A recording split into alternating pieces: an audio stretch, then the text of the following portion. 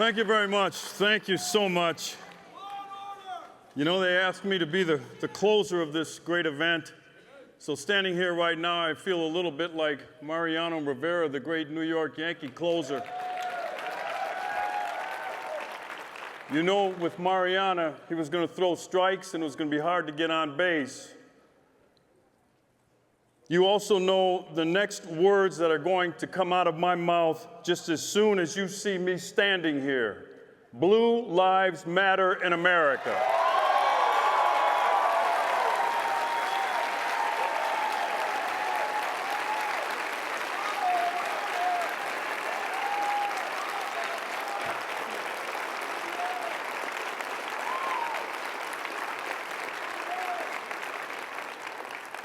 In 1964, the great communicator offered us stern advice. It's time, Ronald Reagan observed, we ask ourselves if we still know the freedoms intended for us by the Founding Fathers. The question is, do we really?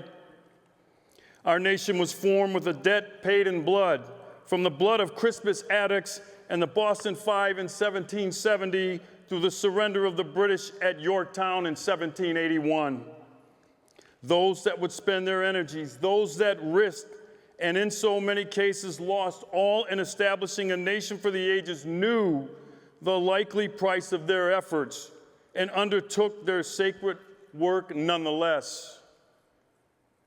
In their great founding declaration, Thomas Jefferson spoke for those patriots and the price that might be levied in writing. And for the support of this declaration, with a firm reliance on the protection of divine providence, we mutually pledge to each other our lives, our fortunes, and our sacred honor.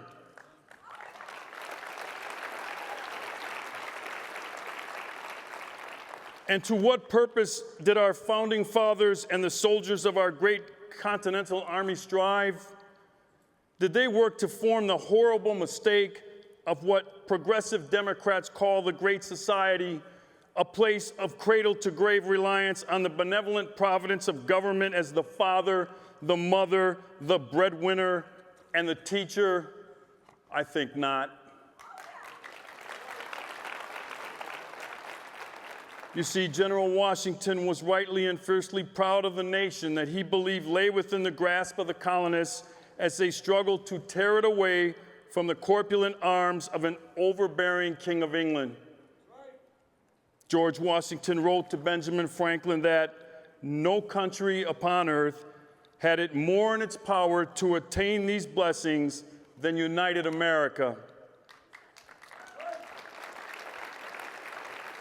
He went on to write that wondrously strange then, and much to be regretted indeed would it be, that we to neglect the means and to depart from the road which Providence has pointed us to so plainly.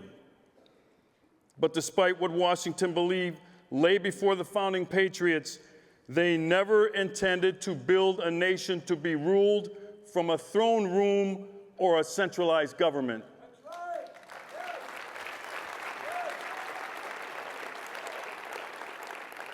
And they weren't building a land where Boston or Philadelphia or New York City or even today's capital city that bears his name would dictate terms and conditions to the American people.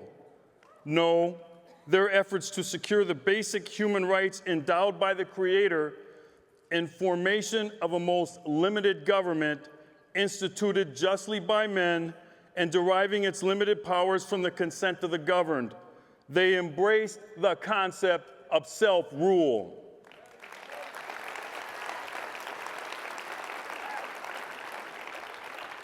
They fought the tyranny of the throne. It's true.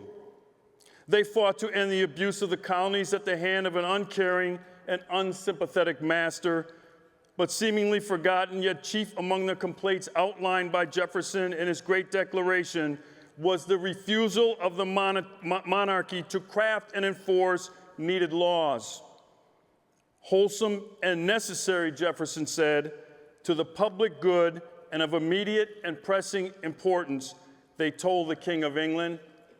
The law, they said, a law that works, a respect and reverence to the rule of law. These goals were as key at the founding of our great republic as the need to satisfy our thirst for freedom in religion, in assembly, and a free and unfettered media that we keep hearing so much about today. And so it was through the challenging first century, leading to the great upheaval of the Civil War, when the very survival of this republic was at issue. The great emancipator hearkened back to Jefferson's words in spurring his Congress to action, asking his generation whether they might be as brave and bold as Adams and Jefferson and Madison, as willing to risk and win or risk and lose at the same level. Abraham Lincoln said, "Let every American, every lover of liberty, every well-wisher to his posterity swear by the blood of the Revolution never to violate in the least particular the laws of the country and never to tolerate their violation by others." Lincoln said that as the patriots of '76 did in support of the Declaration of Independence, so to the support of the Constitution and laws, let every American pledge his life, his prosperity, and his sacred honor. Lincoln said, "Let every man remember that to violate the law is to trample on the blood of his father and to tear the character of his own and his children's liberty."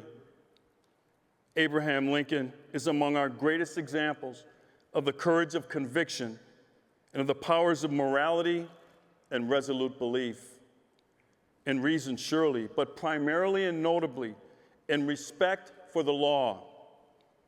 To Lincoln, not just the president by the legislator and trial jurist, no, the law itself was justice. It was morality. It was providence itself, as all that was good and right in our American life flowed from its wellspring. The law and respect for the law and the humble willingness of all Americans to follow both the letter, but more importantly, the spirit of the law, defines our national character and our identity. Lincoln prayed that reverence and allegiance to the law would be on the lips of every American mother and child, taught in our schools and colleges, be preached from the pulpit, proclaimed in the legislatures, and sternly enforced in our courts of justice. For as Lincoln knew, the failure to adhere to that standard in our shared American life would surely result in our surrender. First, to the immorality of convenience, then to the sloth of inaction, and finally, to the shame of irrelevance. We joined together this past week, having traveled distances measured in both miles and in some cases in days, to come to the banks of a great capital city made of granite and marble. And on our travels here, we surely felt the great pride associated with traveling to a city named for one of the greatest leaders in America. You see, our first president once stated, "We are either a united people or we are not." He said, "If it is the former, then let us in all matters of general concern act as a nation which has national objects to promote and a national character to support." He said, "If we are not, then let us no longer act a farce by pretending to it."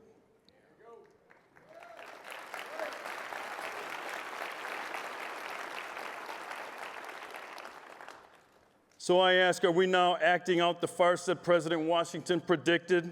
We have matters under consideration in this capital city, most notably concerning immigration law and its enforcement, that even the most jaded among us would begrudgingly concede are of national importance to everyone.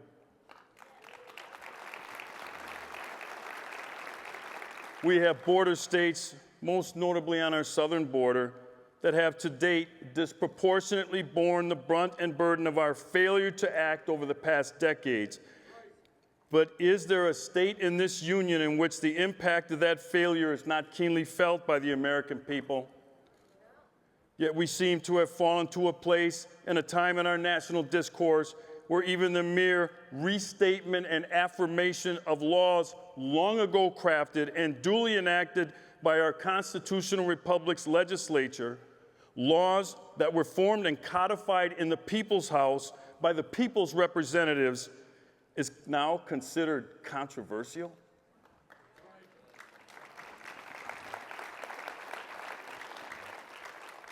In the executive memoranda on immigration laws attested to this past week, no new laws were created. No group was put at risk without affording them due process. The rights of not one of our citizens, even in a land where president, senator, and farmer stand shoulder to shoulder as equals, was imperiled in the least. Instead, we merely restated the laws that were, what they have been, and voiced an intent to see them upheld fairly, impartially, and with a haste born of necessity.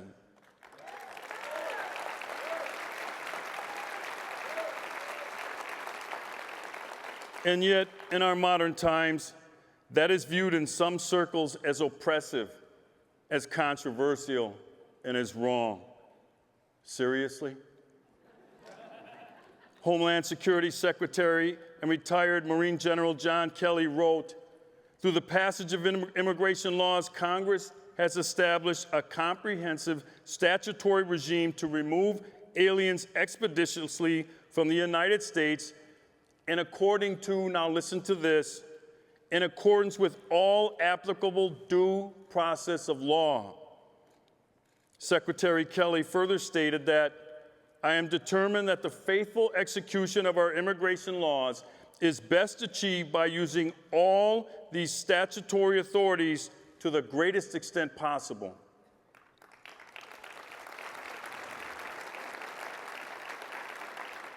And yet there are still those that would have us believe that these words signal injustice and are rife with hatred.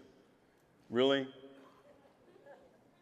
Are worthy of draping Lady Liberty in New York Harbor with a disgraceful tag that signals a belief that somehow, in a perversion of thought, Americans are against immigrants, or have forgotten our shared history as that famed melting pot? Do some critics truly believe that we have become that Orwellian nightmare that views all Americans as equal, yet with some more equal than others? Come on now, seriously.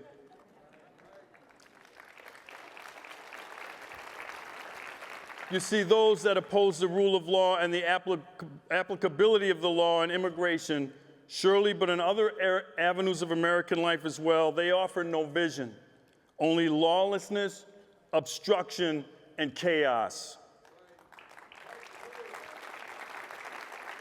They offer no morality and certainly no courage. They offer only appeasement and the false currencies of concession and popularity over the virtues of morality and certainty. It was Ronald Reagan who said, "The specter of our well-meaning liberal friends refuse to face is that their policy of accommodation is appeasement, and appeasement does not give you a choice between peace and war, only between fight and surrender." Reagan said, "We are told that the problem is too complex for a simple answer."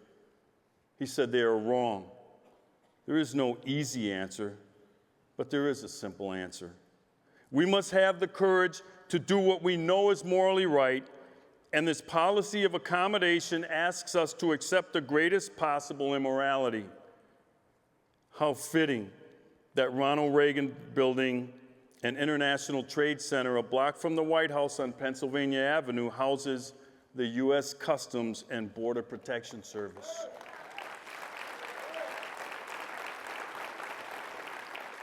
And think just for a moment about how that refreshing and bold, his brave and soaring language sound in an era in which so many of our liberal legislators mark as their key data point in crafting policy how many Facebook likes their pages get, or what the latest internet polling shows, or how many smiling emojis follow their every move. They do not make choices based on any core beliefs, at the risk of their very lives and their seat in the Capitol building as need dictate in pursuing freedom, liberty, or the need for unlimited scope of government. And they are certainly not prepared to be bold and aggressive in leading, or to boldly leave the safety of the middle to enact the agenda that the American people have cried out for. I, for one, find no safe harbor or vista-like view on the middle ground, wheedling and seeking for others to acknowledge the virtue of my actions. You see, I, like President Reagan, see things not only as left and right, but as forward and backward, swimming sometimes against a powerful tide or simply treading water, fundamentally failing our duty to make any choice at all by voting present.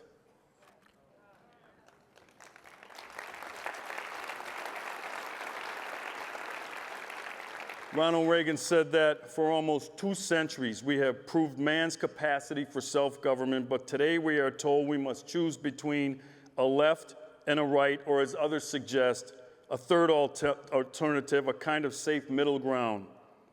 Reagan went on to say, I suggest to you that there is no left or right, only an up and a down, up to the maximum of individual freedom, consistent with law and order, or down to the ant-heap of totalitarianism.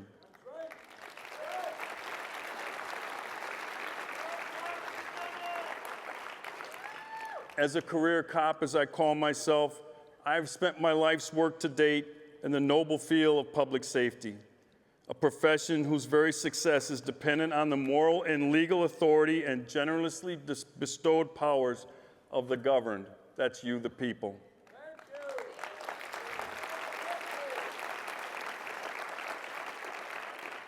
It relies upon our people trusting in the integrity of an ancient and time-proven system, and my profession's adherence to a code of fairness, impartiality, and honor.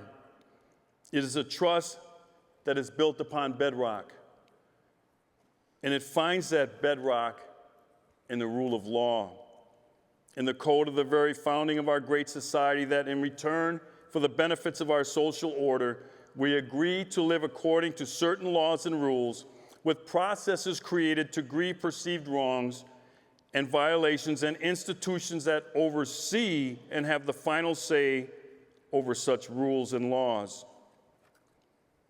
We, the people, do not simply follow established rules because a law enforcement officer is present to enforce them, but because of our basic love of, trust of, and reliance on our fellow citizens.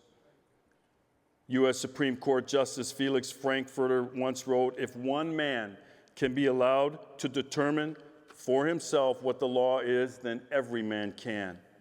That means first chaos and then tyranny.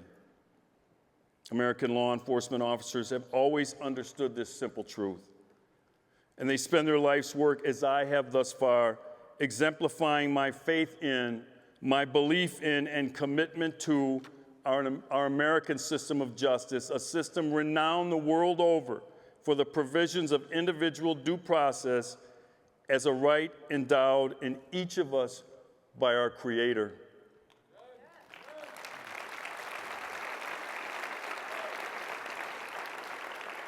The rule of law doesn't divide us. It binds us together in our great American life with shared behaviors, beliefs, and manners. I call it, as do many of you, American exceptionalism. We are a nation of limited government in which everyone willfully and as a matter of civic duty must obey the law.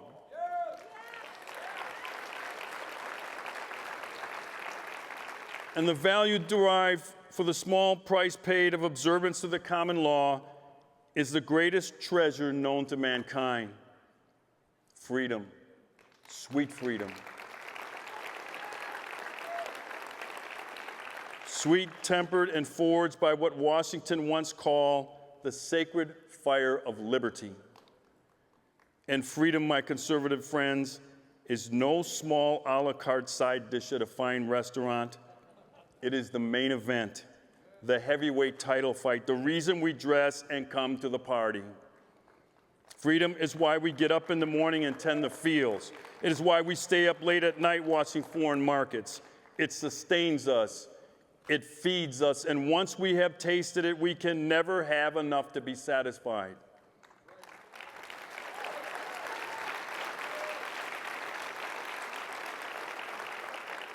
Reverend Dr. Martin Luther King Jr. said, "A piece of freedom is no longer enough for human beings, nor for the nation. Unlike bread," he went on to say, "a slice of liberty does not finish hunger. Freedom is like life. It cannot be had in installments. Freedom is indivisible," he said.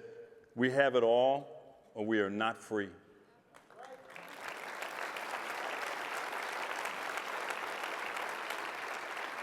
And at its core, as a conservative, I believe with all of my heart that in furtherance of the common good, freedom means you decide your destiny. You, your family, your household, your neighborhood, your small town, your state, and yes, in those few matters of national scope, your nation. But to cede as a matter of simple course of expediency, to cede those powers too quickly or injudiciously to Washington, D.C. is just plain wrong. And it always has been. So as Ronald Reagan said, we have come to a time for choosing. President Reagan challenged us that either we accept the responsibility for our own destiny or we abandon the American Revolution and confess that an intellectual belief in a far distant capital can plan our lives for us better than we can plan our own lives. How refreshing is that simple concept that we who run our lives know the course of our own destiny better than some congresswoman from California,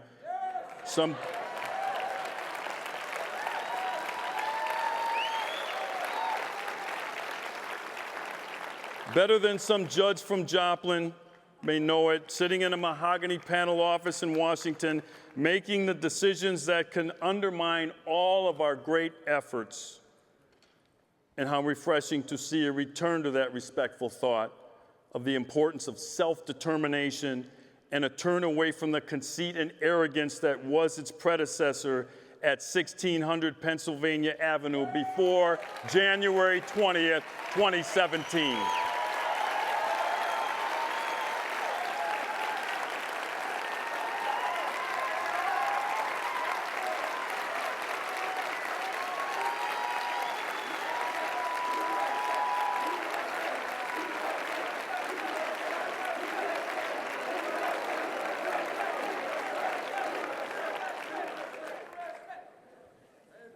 At the close of last year, we came together in one of the enduring shared moments in our modern American life.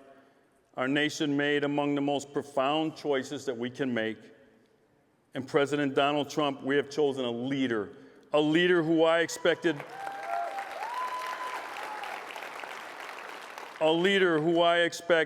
many of you in this room well know I both campaigned and vigorously supported for the highest office in this land.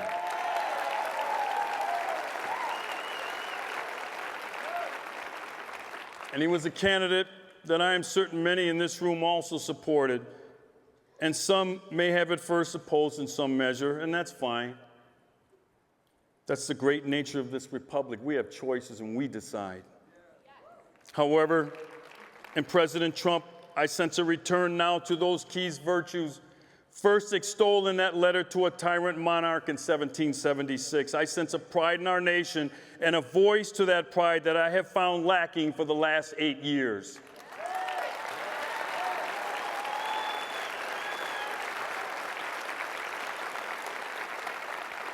We were constantly told by former President Obama that America needed to humble itself. He told us humility is a virtue. But false humility is an affront to the senses. And pride in the greatness and might of our nation has never been a sin.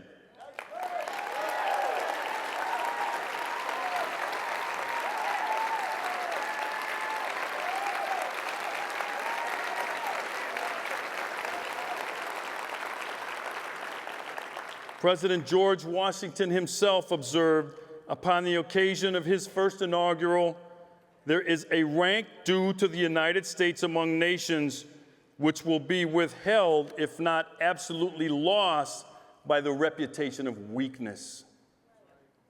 Consider those words once more. A rank due the United States of America. Allow me to translate that language from 1789 to 2017. It means put America first.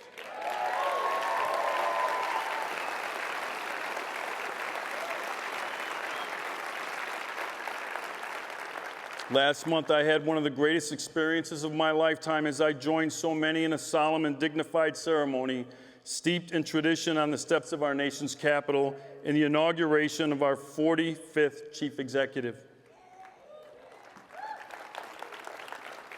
And the mainstream media chose largely to mock and taunt the image of our nation laid before us by our newest chief executive. They desire to convince we, the people, that his vision is dark and feral. No, it's not. Yet those that held the office before President Trump would rise up from their graves and nod in agreement with the importance of our shared effort and potential for reward that President Trump offered us when he said, "We, the citizens of America, are now joined in a great national effort to rebuild our country and restore its promise, not for an elite few, but for all of our people." He said, "Together, we will determine the course of America and the world for many years to come." President Trump reminded us, we will face challenges, we will confront hardships, but we will get the job done.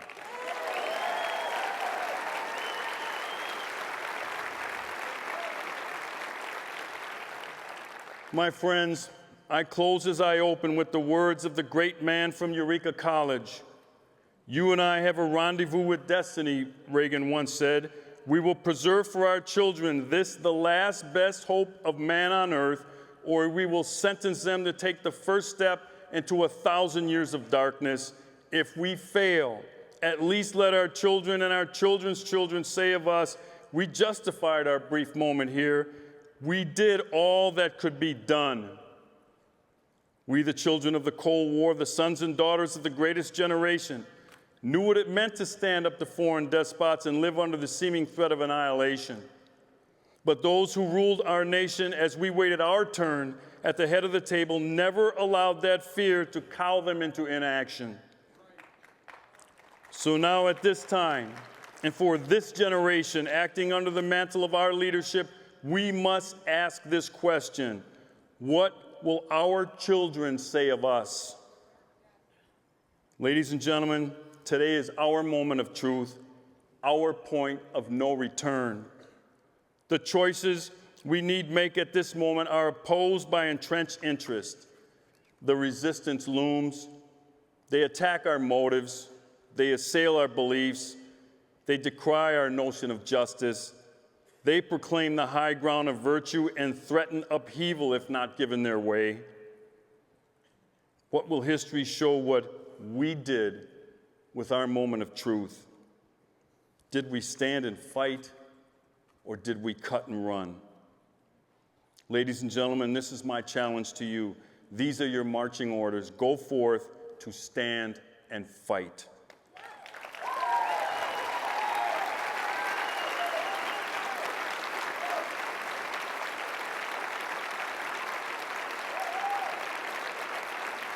Thank you so much. May God bless you, and may God continue to bless these United States of America.